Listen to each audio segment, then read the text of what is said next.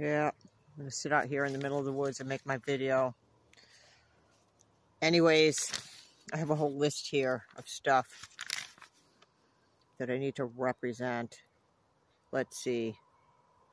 Talk about the people that have to live on Social Security. Yeah. I've been talking about being adhesed to the grid and how for so very many of us, we can't just jump out of this, our real lives, you know. One of my really good friends said, my husband can't quit his job and go be a farmer.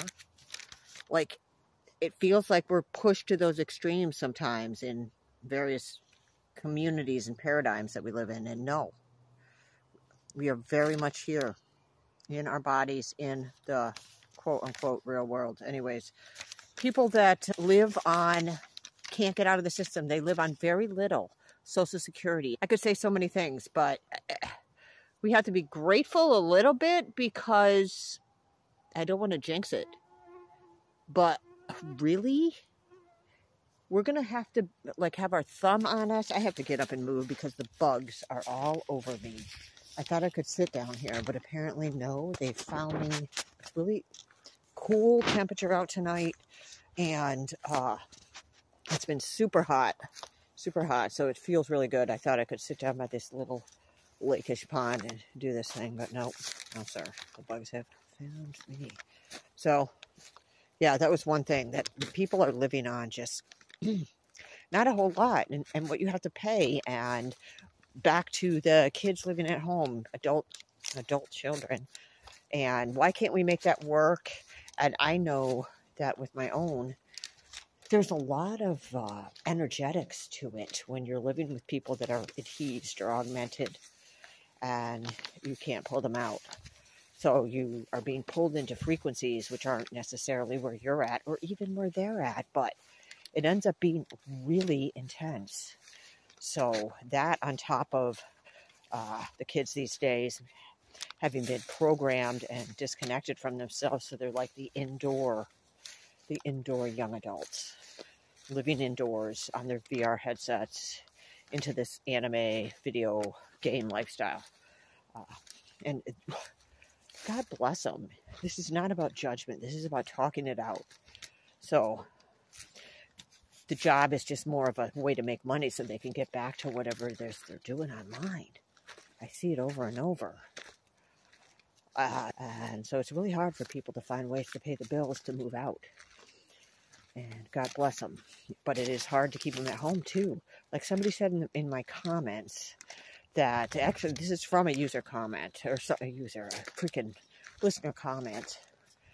Someone that said, why don't you explain how hard it is? People don't understand how little people are living on and trying to survive on. So that's what I'm trying to do, is kind of illuminate that a little bit. And also I mentioned the group home staffing. There's a lot of group homes out there for people that have more of a mental health issue. It's all, you know, with the biofield being effed. I can understand that now, but this is the reality of what we have put in place in this system. So group home staffing, it's an entry-level job. And they are dealing with some of the most complicated people that have been preyed upon since their birth. If they have a diagnosis coming in, or very early on something happens, and they're subject to a lot of pharmaceuticals, a lot of treatments, a lot of regimens, a lot of monitoring, a lot of adhesion to the system, and they end up just so kind of fragmented that they can't be cared for at home, so they go to these group homes. And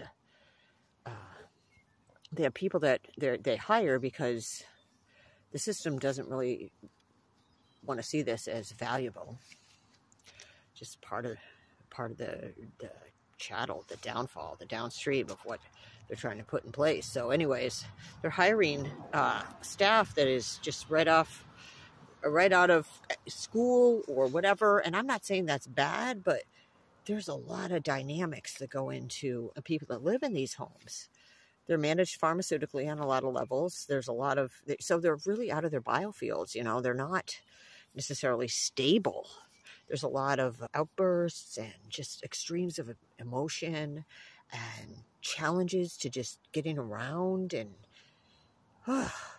it's so much. It's so much. So that's another extreme that's in the real world that I'm just illuminating a little on my list here. And those of us that do have offspring that have some kind of disability or whatever, the idea of grandchildren sometimes is a little terrifying. So sometimes when somebody in my family says that, I think, oh my God, like, I don't know. What are we creating for the generations that go after us? That is really the big question. And I'm thinking, freaking mosquitoes attacking me. They don't want me saying this and making this video. So yeah, like my son, oh, he's so smart. But when he was young and going to school, he was having lots of seizures. There's lots going on at home, so he was having just implosions of trauma. The kid didn't learn anything, you know, plus having epilepsy and the tuberous sclerosis. Man, because now he's like, Mom, I am making up for all the stuff I didn't learn in school. And I was like, wow, he sees it. He's teaching himself to read. He has all these history books, and he's in there freaking piecing his way through those at like a reading level of like, I don't know. So it's crazy how much he didn't learn and how much they were just passing him through, and in some ways doing the best they could too at that level, at that educational level. There's so many things in our lived experience that like, it's so far, we're so far off the rails, I guess I would say, that and jobs and market share and data and all that stuff, that is so hard for people to want to break away from any of that. They're going to just go for all this new stuff, this augmentation, this easier way out, this no meds, but hook yourself up with a bunch of neurological, I don't know, wearables or something on the head or wherever, and it won't hurt, but we're going to zap you and you won't even know it. So I can see the setup for all these people that are have been preyed upon, their biofields in every way for so long that it's just, there's like no easy way out.